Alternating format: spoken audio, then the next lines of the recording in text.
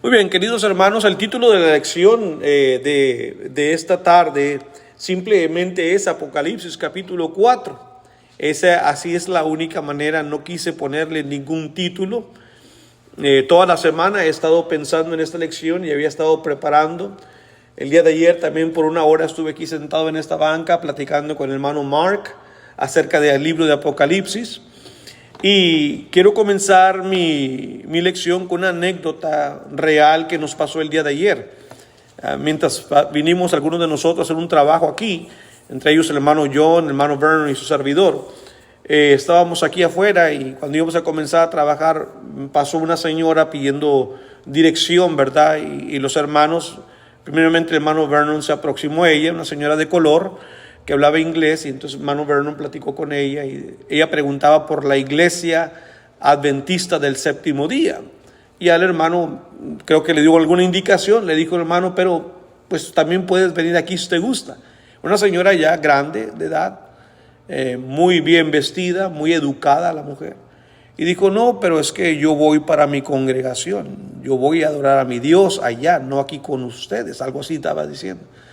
Y bueno, y se enfrascaron en una buena conversación amigable, ¿verdad? Y bueno, John y yo esperábamos atrás. Entonces John, porque es más desesperado que yo, aunque él dice que no, se acercó más pronto a la conversación y fue ahí. Y pasaban minutos y yo en el sol ahí solito, ¿verdad? Como un perrito que da vueltas. Yo volteaba para todos lados y no sabía ni qué hacer. Y oía que estaban hablando, ellos y hablando, y entonces pues también hice lo que el hermano John. Hay un dicho en inglés que dice monkey see, monkey do. Lo que mira el chango, eso hace. Y ahí me acerqué también yo. Entonces, como soy predicador, no me podía quedar callado, pero Vernon era el que tenía la conversación. Entonces quería retirarme, quería quedarme, no sabía qué hacer.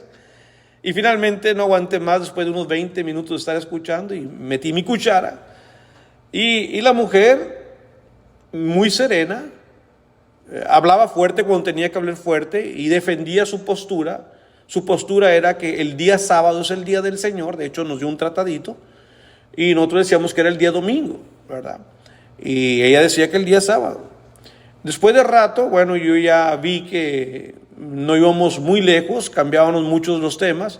Entonces le dije, mire, no soy mal educado, pero yo vengo también a hacer el aseo del edificio, así que yo les dejo, están en buena compañía, pero si un día gusta estudiar, le di mi tarjetita. Y ahí los hermanos quedaron casi 2 horas. Yo hice todo el aseo acá, el hermano John, yo miraba por la ventana y seguían ahí casi 2 horas. Y ella se bajó del carro, lo puso en parking, muy amigable, pero con aquella seguridad que esa mujer hablaba.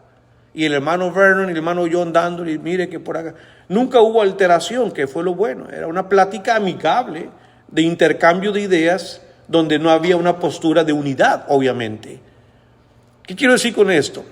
2 cosas me admiraron. Número 1, el conocimiento. Cuando una persona conoce, usted no se va a amedrentar ante nadie. Y ella sabe de la Biblia. Éramos 3 y no le importó, puso en parking su carro, abrió la puerta y con aquella seguridad se bajó y agarró la Biblia. Y nos daba matralleta a los 3, y tú. Solo que equivocada, pero lo que yo le quiero decir es que tenía su postura. Entonces, no importa si somos hombres o mujeres, necesitamos el conocimiento de la palabra de Dios, hermanos. Dice la Escritura que debemos de presentarnos como obreros que usan bien la palabra de verdad. Nunca sabemos cuándo se nos va a requerir una situación de estas. Dice el apóstol Pedro que tenemos que estar preparados siempre para dar defensa de la razón que hay en nosotros. Entonces, esa fue la primera enseñanza que yo tomé de esa mujer.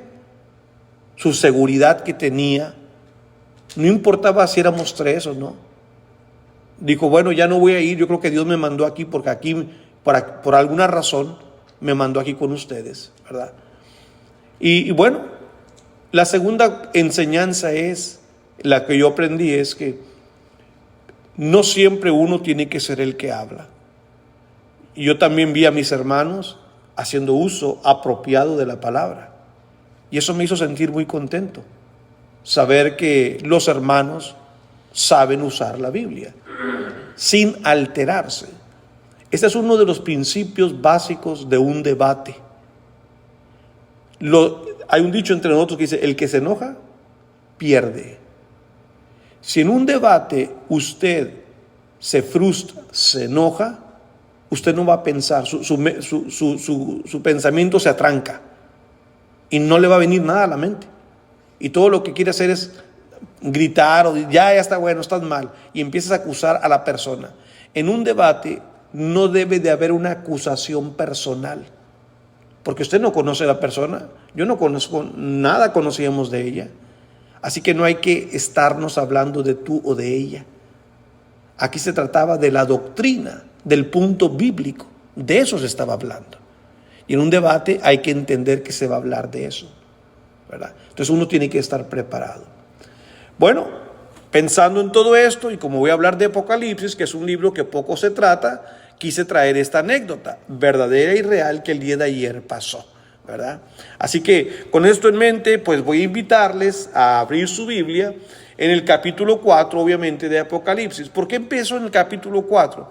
Porque ya he traído lecciones de los capítulos 2 y 3, de las cartas que Dios envió a las iglesias. El capítulo 1, obviamente, es el más conocido quizá por muchos de nosotros, en donde se presenta a Juan, ¿verdad?, estando desterrado.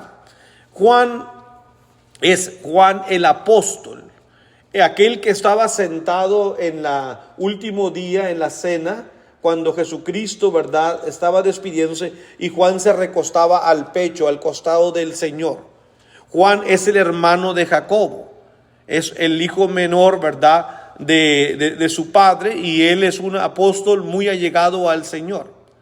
Juan escribe, hermanos, 5 libros por revelación de Dios. Escribe primeramente el Evangelio, que se llama el Evangelio según Juan, que es el último de los 4 evangelios. Después escribe 3 epístolas o cartas universales a las iglesias, primera, segunda y tercera de Juan. Ya son 4 libros. Y por último también recibe la revelación del libro de Apocalipsis. Así que Juan, el apóstol, escribe 5 libros: el Evangelio, Apocalipsis y las 3 cartas pastorales que Juan escribe, ¿verdad?, a las iglesias. Este Juan fue el último apóstol que quedó vivo. La ubicación él mismo la da. Él estaba desterrado por causa de la palabra, es decir, había sido enviado a un trabajo forzado a una isla llamado Patmos. Esa isla, hermanos, era una isla de pura cepa, seca, donde se habían trabajos forzados, y allá enviaban los romanos a personas que desterraban, prácticamente como exiliados a trabajos forzados. Y estaba allá, dice, por la palabra. Es decir, él no había cometido ningún delito, no era un criminal, pero por ser cristiano, y eso los ubica cuando la persecución arreció. La persecución arreció para los cristianos, no para los judíos, pero para los cristianos, por medio de Nerón, pero el quien le siguió más fue el emperador llamado Domiciano. Y eso es el año 90 al 105 después de Cristo. Entonces, ese es el tiempo del cual estamos hablando, del primer siglo, ¿sí? Y quiero que abra su Biblia ahí en Apocalipsis, por favor, el capítulo 1, solamente para que antes de que leamos Apocalipsis capítulo 4, note usted lo que dice. Dice el versículo 9, yo Juan, estoy leyendo Apocalipsis capítulo 1, es el último libro de la Biblia, y el versículo 9, yo Juan, vuestro hermano y copartícipe vuestro en la tribulación, en el reino y en la paciencia de Jesucristo, estaba en la isla llamada Patmos por causa de la palabra de Dios y del testimonio de Jesucristo. Entonces no era que Juan quería estar en esa isla, sino que estaba allá expatriado por causa de la palabra, perseguido, exiliado, mandado allá. Se identifica como un hermano, copartícipe vuestro en la tribulación. Las iglesias estaban fuertemente sometidas a una gran tribulación en este momento. La persecución era muy fuerte. Muchos cristianos y cristianas, solamente por ser cristianos, perdían la vida. Los mataban, los encarcelaban. No fue algo nuevo. 40 años antes de esto, un hombre llamado Saulo de Tarso había querido acabar con el cristianismo también, hasta que cuando iba camino a Damasco el Señor le apareció y Saulo entonces se convirtió en un cristiano, usted recuerda, y vino a ser el poderoso apóstol Pablo. Y ahora sí, Satanás, haciendo uso de la autoridad gubernamental que él tenía el imperio, Satanás utilizó al imperio romano, especialmente al emperador Domiciano, que permitió esta feroz persecución contra el cristianismo. ¿Cuál era la idea? Terminar con la obra del Señor. La iglesia de Cristo floreció y 3,000 hombres se bautizaron, 3,000 personas se bautizaron ese día. Después otros 4,000 personas. Y la iglesia comenzó a crecer y la semilla del evangelio comenzó a diseminarse, a esparramarse por todo el imperio romano. Porque recuerde que el Señor usó la estrategia de enviar al Espíritu Santo y la iglesia comenzó en un día de Pentecostés, cuando judíos de todas partes del imperio vinieron a Jerusalén a adorar. Ahí se les predicó y cuando regresan a sus partes, sus lugares de orígenes, ¿qué llevan con ellos? El evangelio. Llevan el evangelio. Esa fue una estrategia magnífica por parte de Dios. Así que el evangelio pronto fue diseminado en todo el imperio y comenzaron a surgir, hermanos, iglesias en muchos lugares del imperio. Y el imperio lo vio como una amenaza porque hablaban que eran parte de un reino. Y el emperador dijo: no, señor, aquí en Roma solamente yo soy el emperador. Pero Jesucristo mismo le había contestado a Pilato cuando Pilato le preguntó: ¿eres tú rey de los judíos? Dijo Jesús: ¿lo dices por ti mismo o alguien te lo ha dicho? Porque sí, yo soy el rey de los judíos. Jesús aceptó que él era un rey, por lo tanto tenía su reino, ¿verdad? Así que los cristianos predicaban sobre el reino de Dios. Y Roma dijo: aquí no hay ningún reino, a mí no se me subleva nadie, y comenzó a perseguir a los cristianos, precisamente porque pensaba que se iban a levantar como un reino, como un día entre los judíos, ¿verdad? Los celotes, que eran personas muy radicales, que sí mataban a los romanos. El cristiano era parte de un reino, pero un reino de paz, muy diferente a los reinos de los celotes o de cualquier otra tribu judía que quería perseguir a los romanos.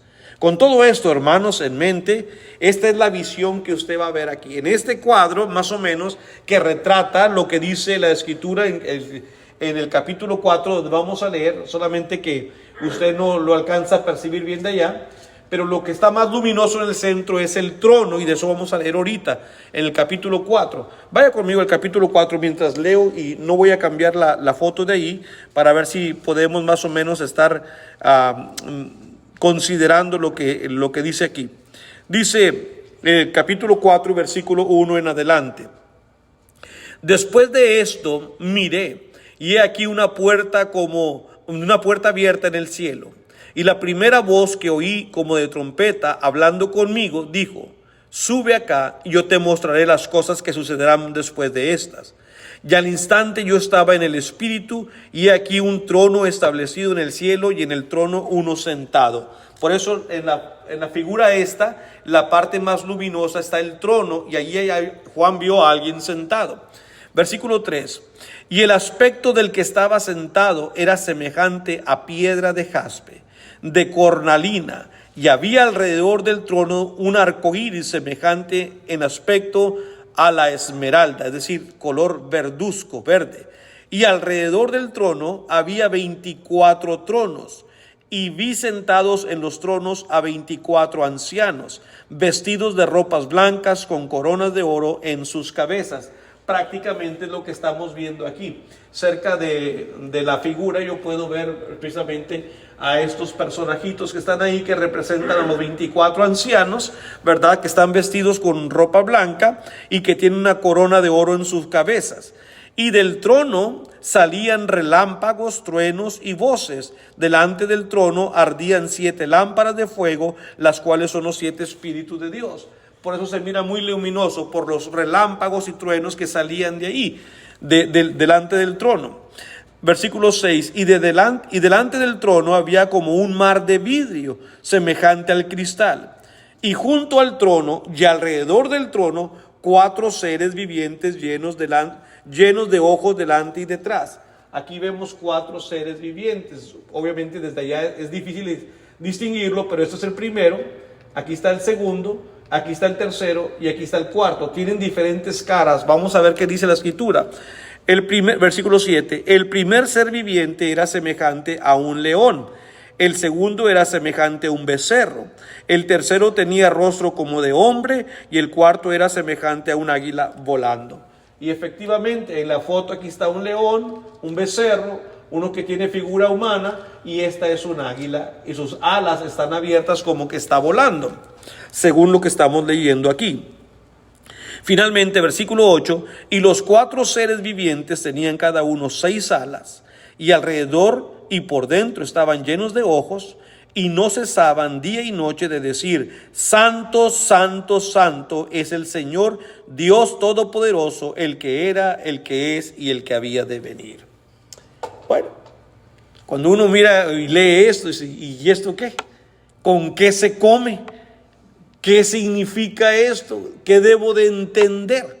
Así que esto es mi reto en esta tarde, si el tiempo me lo permite, hablar de estas cosas para que usted se vaya edificado a casa con la palabra de nuestro Dios. Muy bien. Primeramente, déjeme decirle que cuando uno llega al capítulo 4 de Juan, esta es la segunda visión que él recibe. La primera fue la que el Señor le dio sobre las iglesias, las 7 iglesias de Asia. Recuerda que a cada una el Señor le mandó un mensajito. Bueno, esa fue la primera visión que Juan recibió.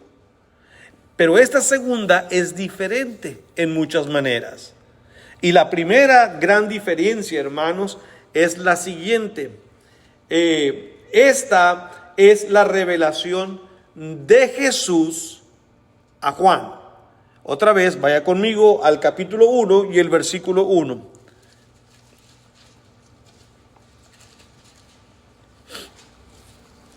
Leyendo el primer versículo hasta el 1 al 3, vamos a entender mucho. La revelación de Jesucristo que Dios le dio para manifestar a sus siervos las cosas que deben suceder pronto. Así que, hermanos, esta es una revelación que Jesús le concede a Juan el apóstol. ¿Hay razón por qué dar esta revelación? Por supuesto que sí. Y que lo revelado estaba por suceder pronto. Muchas personas que leen el Apocalipsis le quieren hacer creer a usted: mira, lo que dice aquí es lo que dijo el Señor que se iba a cumplir en los últimos días. Pues ¿qué no leyeron el versículo 1? Que lo que le va a revelar el Señor a Juan eran cosas que iban a ocurrir pronto. ¿Pero por qué? Les acabo de decir que la iglesia estaba sometida a una fuerte persecución por parte del Imperio Romano. En el libro de Apocalipsis hay capítulos enteros, sobre todo el capítulo 7, donde vamos a llegar eventualmente en esta serie de lecciones, no hoy, obviamente, pero ahí vemos nosotros a un grupo de cristianos que habían sufrido muerte por causa del evangelio y estaban en un lugar ya de privilegio, y allá preguntan ellos: ¿hasta cuándo vas a vengar nuestra sangre? Parecía ser que las cosas seguían sin que nadie podía parar al Imperio Romano matando cristianos.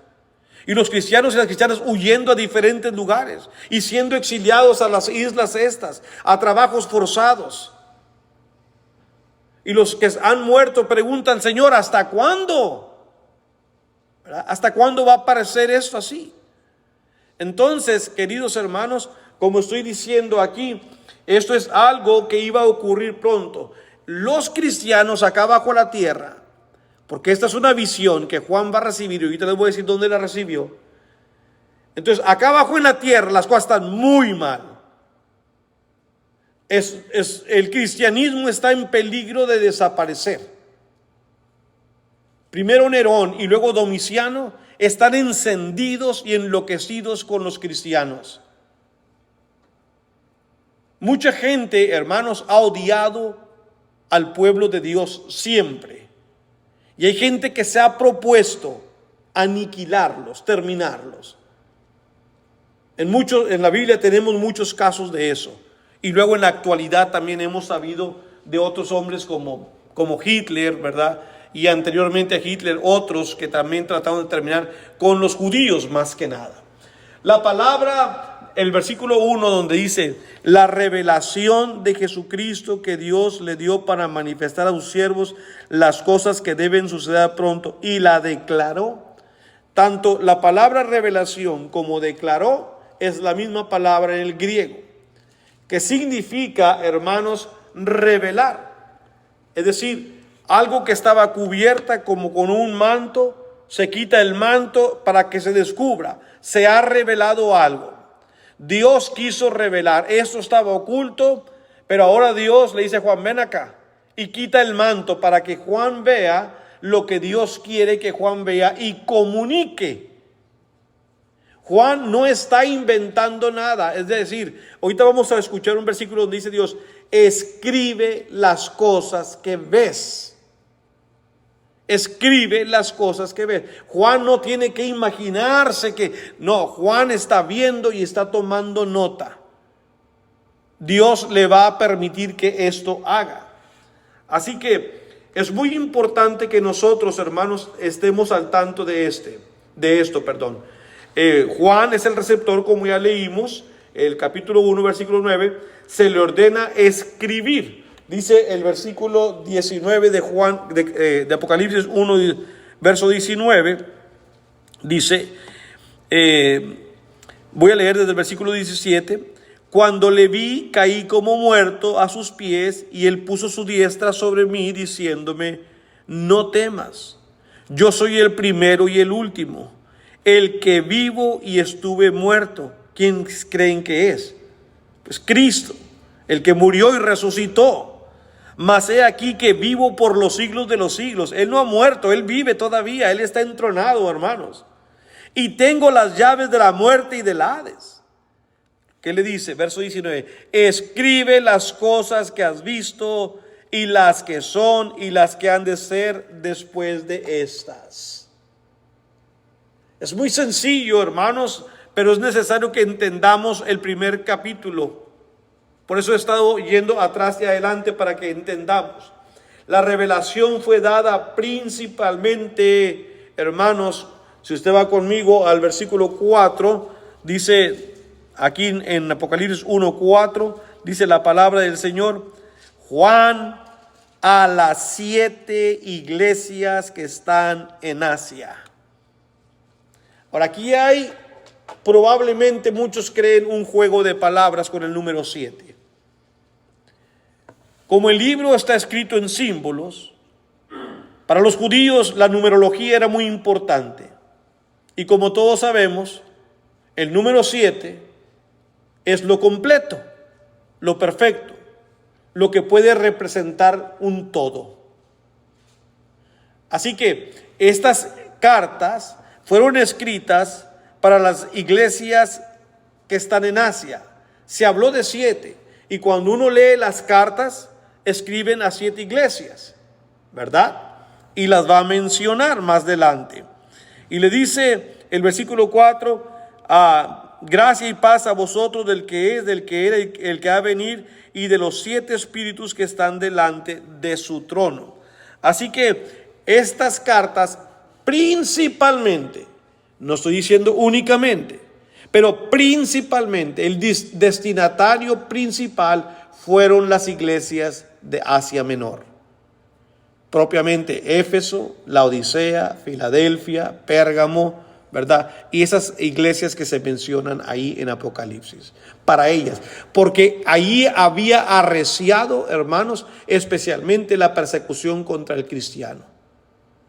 Como una de esas cartas le dijo: yo sé dónde moras, donde está la casa de Satanás. O sea, era tan fuerte la persecución y el odio contra el cristianismo que, hermanos, ahí por poco desaparecen las iglesias por completo de ese departamento, de esa ciudad.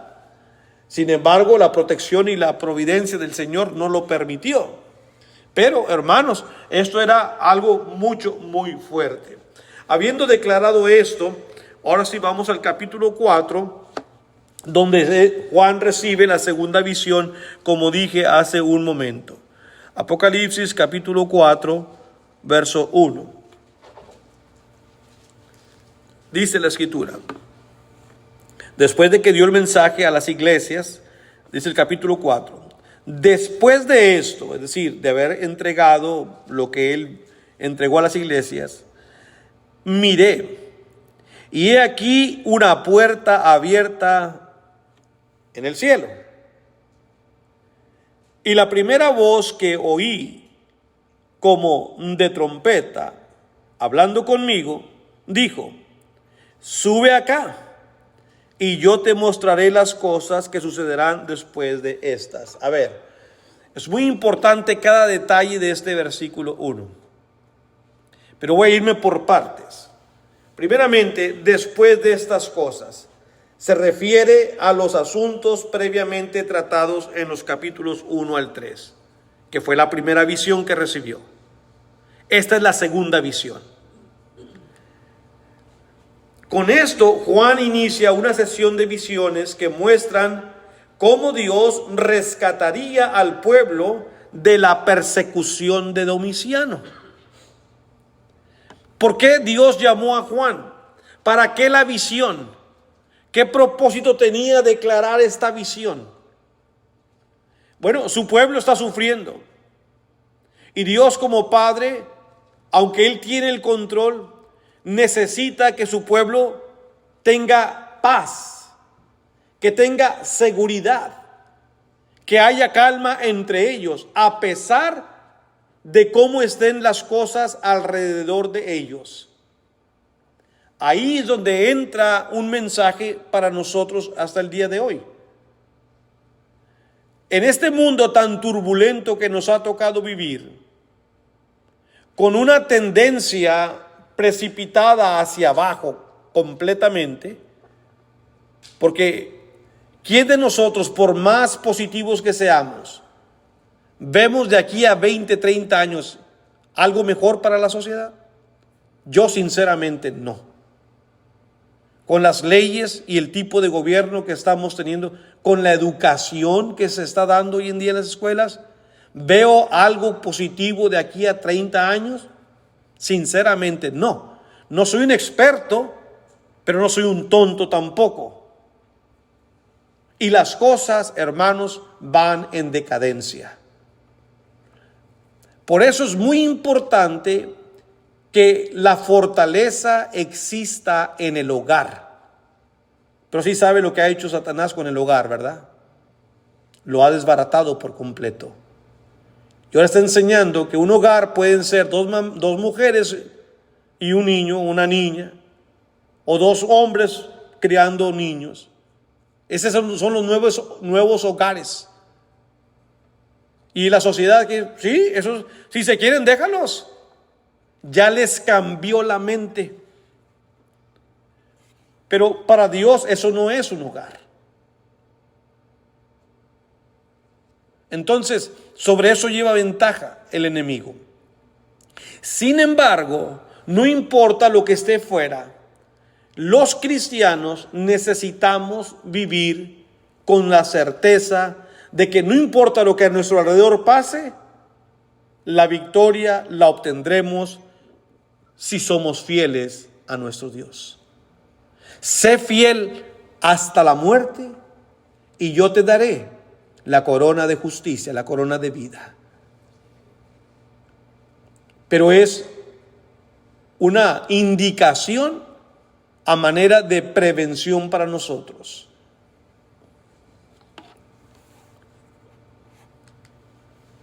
Se requería tener una visión del Cristo triunfante.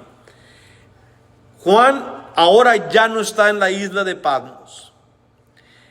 Como Pablo, cuando él recibió la visión en 2 de Corintios 12, que dice, fui llevado hasta el tercer cielo. Solo que él dice, si en el cuerpo o fuera del cuerpo, no lo sé, Dios lo sabe. Él fue llevado hasta el tercer cielo. En ese tercer cielo es donde mora Dios. El apóstol Pablo fue y Dios le concedió ver muchas cosas que ningún hombre podemos ver. Pero cuando vino, dijo Pablo, pero no puedo hablar de estas cosas. Entonces, sí, por alguna razón Dios lo llevó a él. Y cuando uno ve la historia de la vida del apóstol Pablo, uno entiende por qué. Un hombre que tenía una fe, como decimos nosotros, a prueba de todo. ¿Qué no le hicieron a Pablo? Él redacta lo que ha sufrido como un apóstol. Y uno dice, ¿y por qué no renuncia al cristianismo? ¿Cuántas veces lo apedrearon? ¿Cuántas veces lo tiraron y lo dejaron ahí creyendo que estaba muerto? ¿Cuántas veces sufrió naufragio? ¿Cuántas veces lo golpearon 40 veces menos uno? ¿Cuántas veces sufrió hambre, fríos, desnudez?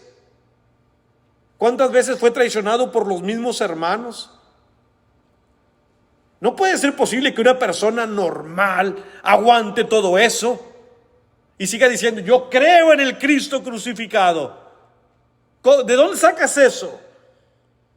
Bueno, Dios le concedió algo distinto a nosotros, lo llevó allá. Así que Pablo no olvida esa visión. Él sabe que allá las cosas son mucho mejor. Y dice, mira, yo estoy puesto en un estrecho. Yo quisiera quedarme en la tierra y vivir porque es beneficiosa mi vida para la obra. Pero para mí, morir es ganancia. Estar con Cristo. Sí, él había visto allá cómo se vive cuando uno es liberado de la ansiedad y del sacrificio y de la tribulación que uno tiene aquí. Pero nosotros podemos verlo también, hermanos, a través de los ojos de la fe. Y esta es la intención de este libro. Este es el propósito de estas visiones de Dios. Dice Juan, ven acá, sube. Vio una puerta abierta y la voz le dice, sube. Así que Juan también es llevado allá. Es que desde Patmos todo se miraba muy feo. Se imaginan aquella isla desterrada y Juan no iba a tener la mejor visión ahí estando en Patmos de lo que estaba arriba. No, dijo el Señor, desde ahí no se ve bien, sube acá para que veas desde acá cómo se mira para allá. Dios le concedió a Juan este otro privilegio. Lo primero que vio Juan es una puerta abierta, según el versículo 1, una puerta abierta en el cielo. Qué hermoso ha de ser eso, ¿no cree? Que usted vaya ¿a dónde? Al cielo. Está una puerta. La puerta está abierta. Entonces puedo entrar. Entonces hay un acceso. ¿No le recuerda las palabras de Jesucristo? El que entra por la puerta, ese es el pastor de las ovejas. Porque el que no, es un ladrón y salteador. Yo soy la puerta de las ovejas, dijo el Señor. El que por mí entrare hallará vida. Y Juan vio una puerta abierta en el cielo. Dice el versículo 1. La primera cosa que Dios le permitió ver fue esa puerta abierta. Por ahí podía ver lo que sucedía en el cielo. Él está ahí por invitación de Jesús. Porque él dice que el que le habló, el que tenía voz de trompeta, fue el que le dijo, ven, sube. Sí, dice, la primera voz que oí como de trompeta hablando conmigo, dijo, sube acá. Es decir, él va como invitado, no va ahí como dice Wilfredo, como presentado. No, él fue invitado. El capítulo 1 y el versículo 10 identifica a esa persona que hablaba con voz de trompeta. Dice, yo estaba en el Espíritu en el día del Señor y oí detrás de mí una gran voz como de trompeta, que decía, yo soy el Alfa y la Omega, el primero y el último. ¿Y quién es ese, hermanos? Pues Cristo, ¿verdad? Escribe en un libro lo que ves y envíalo a las 7 iglesias que están en Asia, a Éfeso, a Esmirna, Pérgamo, Tiatira, Sardis, Filadelfia y la Odisea. Así que esa misma voz vuelve a hablar a Juan y le dice, sube, ven acá, para que veas lo que te voy a enseñar. Entonces, vuelvo a repetir, todo se mira ahora diferente para Juan. Sigamos, el versículo 2. Y al instante yo estaba en el Espíritu, como dijo Pablo. Si en el Espíritu, en el cuerpo, no lo sé. Él estaba en el Espíritu, él sabe que fue llevado en el Espíritu. Y he aquí un trono establecido en el cielo y en el trono uno sentado. Viendo Juan las cosas como Dios las veía, se dio cuenta que Domiciano, con esto, ni cosquillas le hacía a Dios. ¿Qué fue lo primero que vio? Un trono. Y a alguien que está sentado en ese trono. ¿Y qué representa el trono, hermanos? Pues potestad, mando, autoridad. Y Dios está sentado. A ver, vamos a tratar de entender eso. Tu pueblo allá abajo en la tierra lo traen al puro remolque, como decimos, al trochimochi, decimos en México. Lo traen de un lado para otro. Domiciano está matando muchos cristianos. Los cristianos están huyendo. Y el Señor sentado en el trono. Porque Él sabe lo que está pasando. Él permite ciertas cosas que pasen. Él sigue entronado. Lo que pasa abajo no perturba la paz. No le quita el control a Dios absolutamente en nada. Satanás ya fue vencido, hermanos, por Cristo. Los ataques que Satanás hoy en día hace contra el Señor, contra su pueblo, son solamente, hermanos, aquí contra nosotros. Pero al Señor, al trono, a su plan, a la redención, a la salvación, a la justificación, no le hace nada. El Señor ya estableció los parámetros para que el hombre sea salvo. Y eso no cambia. Aunque Satanás lucha y lucha y lucha para cambiar ese parámetro. Y salen, hoy en día volvió a salir otra vez el hijo de Billy Graham. En un anuncio, en un comercial. Y lo están pasando cada rato muy seguido. Y con aquella cara que pone, con aquella voz que dice, así habla. If you are a sinner, si eres un pecador, ven a Cristo. Solo abre tu corazón. No tienes que hacer nada. Invítalo a tu corazón. Y así. Repite esta oración y ora. Por unos 15 segundos donde dice, Señor, te invito a que entres a mi corazón. Y luego dice, si oraste conmigo, eres salvo, mi hermano, y que Dios te bendiga. ¿Qué está haciendo Satanás? Queriendo cambiar el patrón de salvación. Dios nunca dijo que la salvación se obtenía orando. Digo, no estamos en contra de la oración. ¿Qué hice antes de comenzar a predicar? Oré. Pero la salvación no se obtiene orando.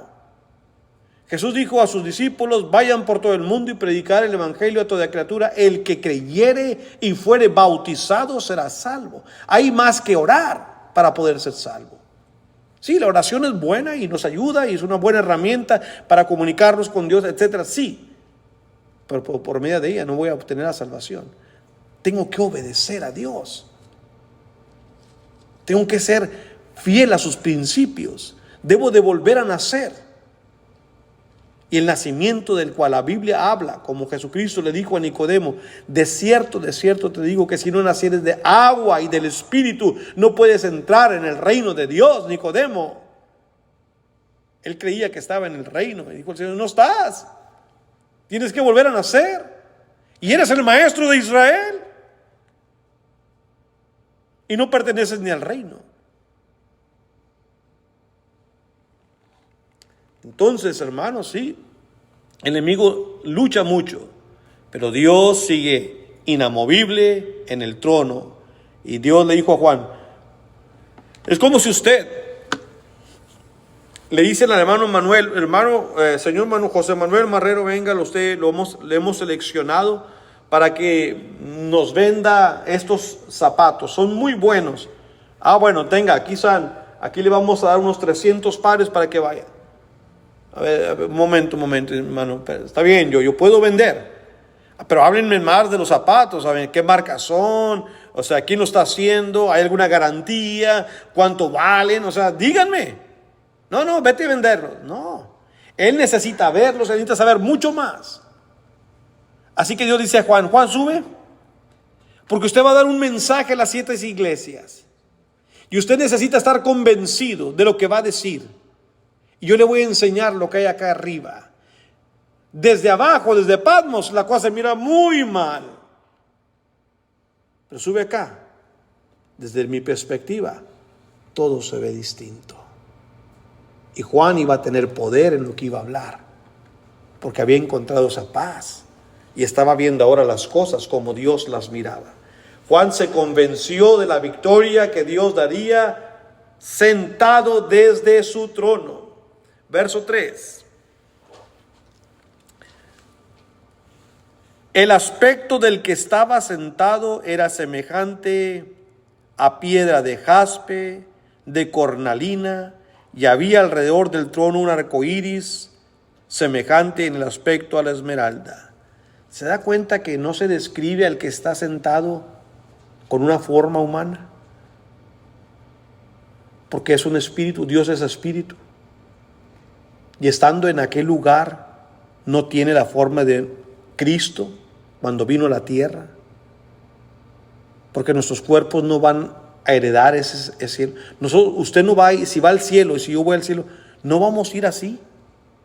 Vamos con un cuerpo transformado, que no se parece en nada al que vemos ahorita por fuera.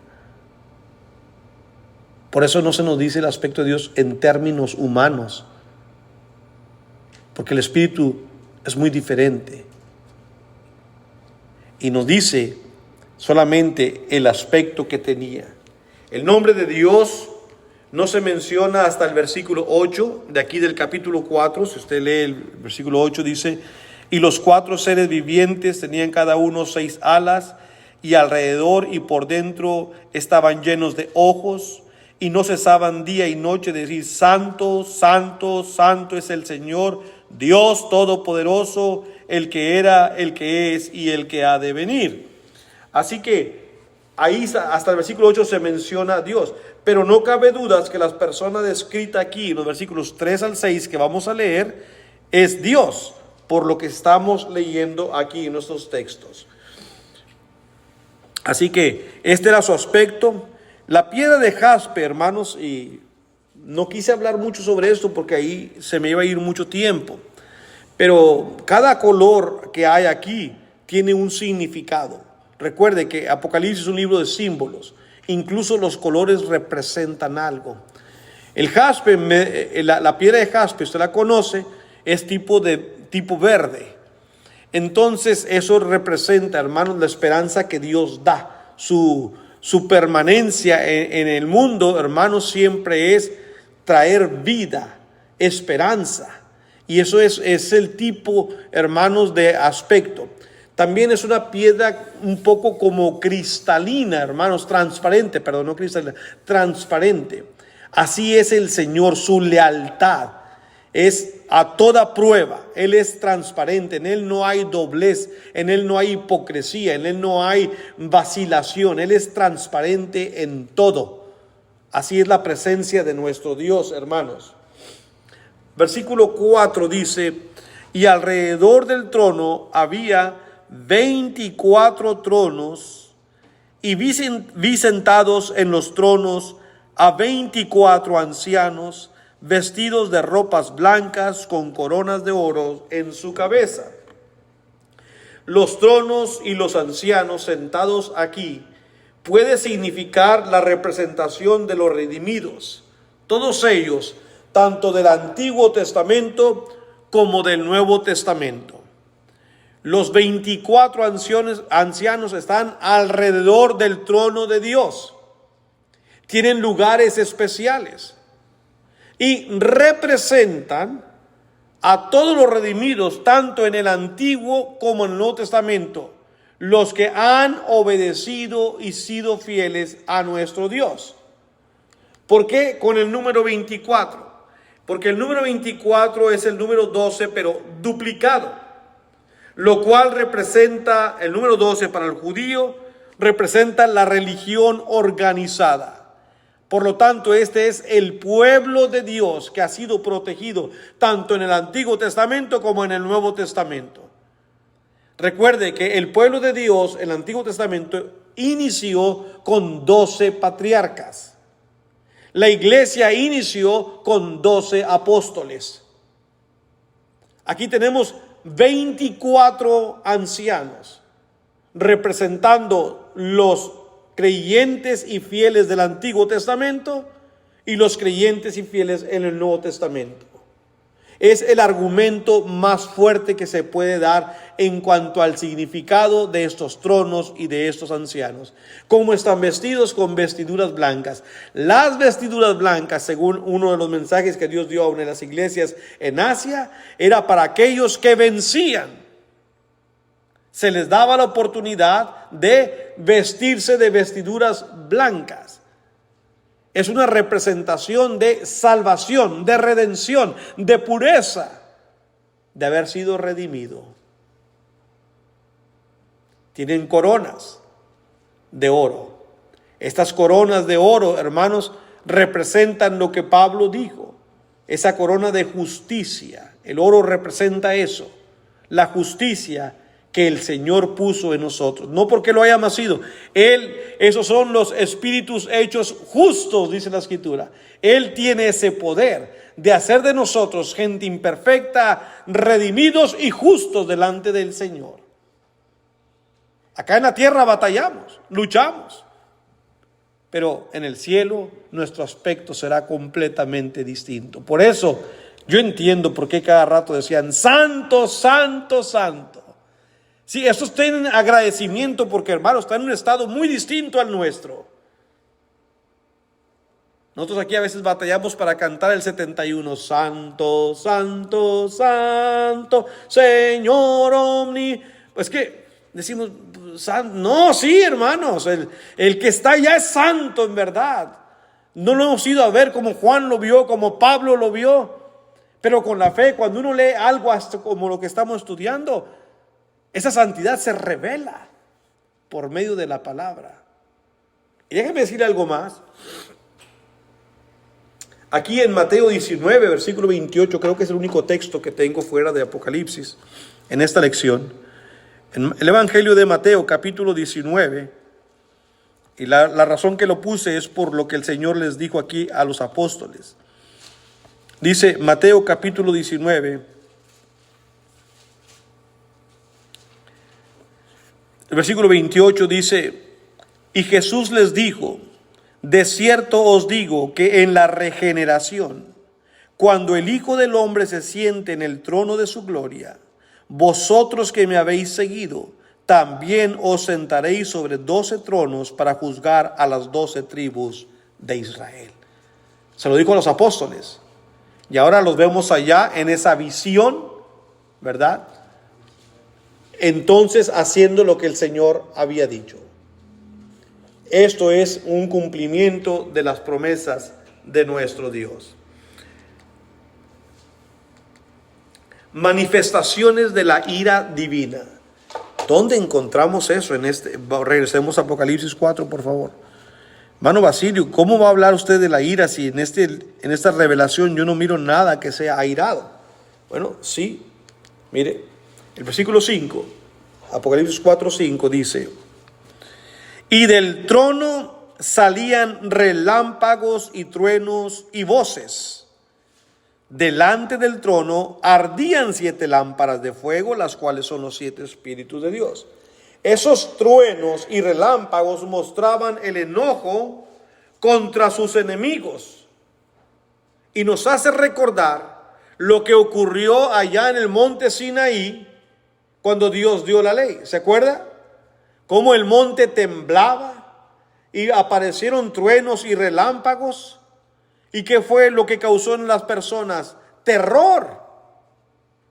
Entonces esto representa que la ira de Dios causa horror en sus enemigos. ¿Sí? Ayer, ¿verdad? Por la tarde se vino una buena agüita por acá en nuestra parte donde vivimos, en Kissimmee. Y hubo bastantes truenos, ¿verdad? Yo me salí afuera al porche ahí, ¿verdad? Como estoy solo ahorita, pues salí ahí, pero pronto el último trueno me hizo correr mejor. No, dije, no, mejor me voy para adentro porque se oyó muy fuerte el último trueno. ¿Y qué estoy haciendo yo acá? Y me metí mejor, ¿verdad? Pero a mí me gusta mucho ver llover y cuando oigo esos truenos digo, ¿será que así cuando venga el Señor? No, yo creo que va a ser mucho más fuerte porque dice que esos cielos van a pasar irrumpiendo con la voz de esos truenos. Y esos truenitos que pasan aquí a mí me espantan, ¿verdad? El último ya me metió mejor. Así que cuando venga el Señor, hermanos. Pero como hay un himno que cantamos, el 114, ese día será día de gran gozo para unos y día de mucha tristeza para otros. Hagamos lo posible para que ese día sea día de gran gozo para nosotros, solo si estamos preparados para el encuentro con nuestro Dios. Dios no abandona a su pueblo a merced de sus enemigos para nada. En Éxodo los truenos trajeron terror al pueblo, igual ahora. Esos truenos, para los que son enemigos de la cruz de Dios, tenían que implicar: el Señor está entronado y cuando venga, ay de aquellos que han estado en contra suya. Las 7 lámparas que aparecen aquí en el versículo 5, hermanos, que dan luz, y que el número representa a Dios en su esencia espiritual. 7 espíritus. La lámpara sirve para dar luz. Y dice la Escritura, hermanos, que el Señor Jesucristo dijo que Él es la luz del mundo. Sin embargo, la revelación de la palabra, David escribió: lámpara es a mis pies tu palabra y lumbrera mi camino. ¿Y quién reveló la palabra? El Espíritu Santo. Así que el Espíritu Santo también se muestra en este trono, hermanos, donde está el Padre, donde va a estar el Cordero, como lo vamos a ver más adelante, y el Espíritu Santo también. Hay quienes dicen que es la presencia del Espíritu Santo quien revela al hombre la orden o los mandamientos de nuestro Dios. Y es muy probable que sea así. Ya el tiempo se me está acabando, pero permítame ir al versículo 6. Dentro del trono había como un mar de vidrio, semejante al cristal, y junto al trono y alrededor del trono 4 seres vivientes llenos de ojos delante y detrás. En el Apocalipsis, todo el tiempo que se habla del mar, significan solamente 2 cosas: la multitud de los gentiles, que es prácticamente lo mismo, o una separación, un objeto que sirve para separar. Y como aquí vemos, hermanos, a este mar que está frente al trono, es que lo hace inaccesible llegar ahí, como estaba Juan en Patmos, separado por el mar del resto de las iglesias. Como en ese tiempo creían los cristianos que estaban tan distantes de Dios, ese mar los separaba. Porque mientras estemos vivos hay una separación. ¿Qué decía Pablo? Yo deseo morir para estar con Cristo, lo cual es mucho mejor. Porque mientras vivamos, estamos ausentes de Él. Cuando moramos y fuimos fieles, entonces estaremos con el Señor. Pero por mientras hay un mar que nos separa de nuestro Dios. Sin embargo, escuche lo que dice el siguiente versículo en Apocalipsis capítulo 21. Casi al terminar este libro, dice la Escritura así: Apocalipsis 21, versículo 1, otra visión que Dios le permitió a Juan, dice: vi un cielo nuevo y una tierra nueva, porque el primer cielo y la primera tierra pasaron y el mar ya no existía más. Pero acá hay un mar y ahora ya no existe. Bueno, hay una explicación muy lógica.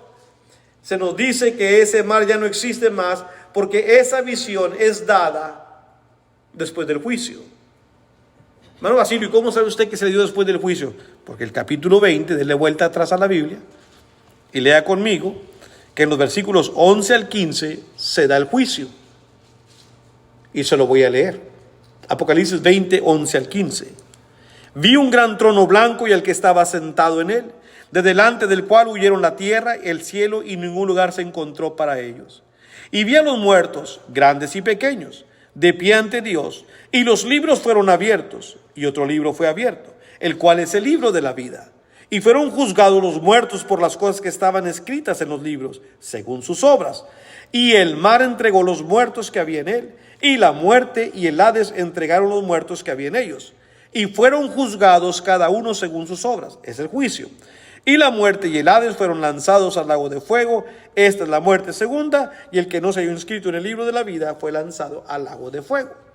Por eso en el siguiente capítulo 21 ya no está el mar. Porque el juicio ha pasado. Ya no hay nada que nos separe de Dios. Después del juicio, o estaremos para siempre con el Señor, o estaremos para siempre fuera de su presencia. Esto es así. Así que los perseguidos ya no estarían separados en esa visión. Esta es la hermosura de las visiones que Dios concedió a Juan. Por último, hermanos, la última nota que tengo para compartir, la conclusión, es la siguiente, versículos 6 al 8. Regresemos a Apocalipsis 4, versículos 6 al 8. Y delante del trono había como un mar de vidrio, semejante al cristal, y junto al trono y alrededor del trono 4 seres vivientes llenos de ojos delante y detrás. Esto es algo simbólico, obviamente, pero estaban llenos de ojos estos 4 seres vivientes. Bueno, estos seres vivientes o estos seres representan, hermanos, la soberanía de Dios. Están junto y alrededor del trono. ¿Qué es la soberanía? Dios tiene autoridad sobre todo lo que ha creado. No sé si usted ha pensado en esto, hermanos, pero hoy mientras me duchaba yo estaba pensando en mi lección, dije, yo nunca había pensado en esto. No hubo nada, o no hubo algo, que Dios creó que no sea para utilidad. O sea que hasta las garrapatas, las cucarachas, cualquier tipo de animal, por algo están ahí. A lo mejor no nos gusta, a lo mejor nos parece mal, pero en el ciclo y en la cadena alimenticia incluso, de algo sirven. Que no lo sepa yo porque no he estudiado la vida animal, es otra cosa.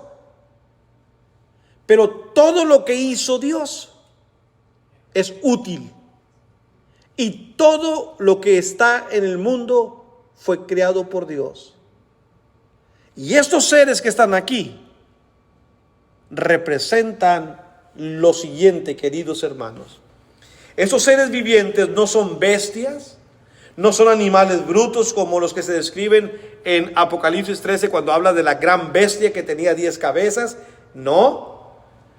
Este es un león, un becerro, un águila y uno que tiene un rostro de ser humano. No son los atributos quise poner, los atributos de Dios como algunos dicen. Sí, los atributos de Dios, muchos dicen, es que el león representa la fuerza, el becerro, la justicia, no sé qué tanto. No pueden ser los atributos aquí. Porque vamos a verlos que estos están adorando a Dios. Mire el versículo 8. Y los 4 seres vivientes tenían cada uno 6 alas y alrededor y por dentro estaban llenos de ojos y no cesaban día y noche de decir santo, santo, santo. Es decir, están adorando. Así que en este momento estos seres vivientes no representan los atributos de Dios. Entonces, ¿qué es lo que representan? Bueno, representan la cuádruple vida animal. Todos ellos adoran a su Creador. ¿Qué es lo que representan en sí? Escuche, el león es la vida animal salvaje. De hecho, ¿cómo se le llama al león entre nosotros? El rey de los animales, ¿verdad? El rey. El león aquí representa todo tipo de vida salvaje. El becerro representa la vida del animal domesticado. El hombre, la vida del ser humano.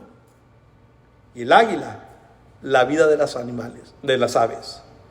Todos ellos, estos 4 seres vivientes, adoran a Dios, o al menos fueron hechos para adorar a Dios. Yo no sabía esto, pero los animales salvajes, aún en su estado, haciendo lo que Dios dice y viviendo para lo que Dios los hizo, adoran a Dios. Los animales domesticados, haciendo lo que Dios dice y creados para lo que Dios los hizo, adoran a Dios. Las aves, los peces. El único que se ha equivocado, ¿sabe quién es? El hombre. ¿Por qué? Porque fue al único que Dios le dio libre albedrío. A nosotros Dios nos dio libertad, decisión, escoge. Y cuando los puso en el huerto y les dijo, no coman de este fruto, Eva dijo, yo voy a comer. Y por eso estamos como estamos. Pero con todo ello Dios mandó a su Hijo. Y su Hijo quiso venir a rescatarnos, a morir por nosotros. Y aquí están esos 4 seres vivientes honrando a Dios. Digo, ahora que me he hecho más, ¿cómo se dice? Ahora que soy un poquito más grande, hermano Wilfred, más grande de edad, y que ahora que puse las gallinas en las fotos ayer que envié, tengo una hermana en Houston que me dice, oye, yo no sabía que eras tú un granjero. Le dije, ni yo sabía. Pero le dije, no es tanto lo mío, los pollos no es lo mío, lo de Becky, lo mío son las plantas. A mí me gusta más la siembra. Mis papayas, mis chilitos, mi tomate, mi calabaza que ya viene, sembré zucchini. Sé que eran melón y salieron pepinos, pero bueno, ahí va la matita muy bien. Por cierto, ahí en el foyer les puse ahí traje 4 bolsas de zacate. Ustedes dicen zacatillo, no sé qué me dice, zacate limón. Los que se quieran llevar una bolsa y pueden, para que hagan sus buenos tés de zacate limón. Son 4 bolsas grandecitas. Con un Dios así, hermanos, como este, que está en el trono, ¿por qué habrían de temer los oprimidos? Temor debe de darle a sus enemigos, porque para esto fue escrito este libro. Y por último, los versículos 9 al 11 solamente nos habla de lo que la adoración de estos seres daban al Señor. Y siempre que aquellos seres vivientes dan gloria y honra y acción de gracias al que está sentado en el trono, al que vive por los siglos de los siglos, los 24 ancianos se postran delante del que está sentado en el trono y adoran al que vive por los siglos de los siglos y echan sus coronas delante del trono diciendo, Señor, digno eres de recibir la gloria y la honra y el poder, porque tú creaste todas las cosas y por tu voluntad existen y fueron creadas. Esta es la visión que Dios le concede a Juan en el capítulo 4. Termino diciendo 4 cositas rápido. En este capítulo 4, hermanos, donde comenzaron las visiones, encontramos la verdad. Hay un Dios soberano, eterno, creador, protector de su pueblo y castigador de los desobedientes. Él está ahí en el trono. Él no se ha movido. Dios está en su trono y aunque sus enemigos se enfurezcan contra Él, Él continúa inamovible.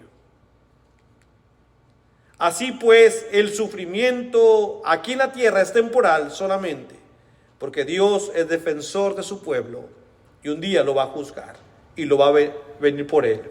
Así que tremenda visión de ánimo compartiría Juan con los cristianos perseguidos por Domiciano. Y lo que viene también está de victoria. Solamente hay que esperar la próxima semana para entrar al capítulo 5 y ver otra visión que Dios le concede a Juan. Gracias, hermanos, por su atención.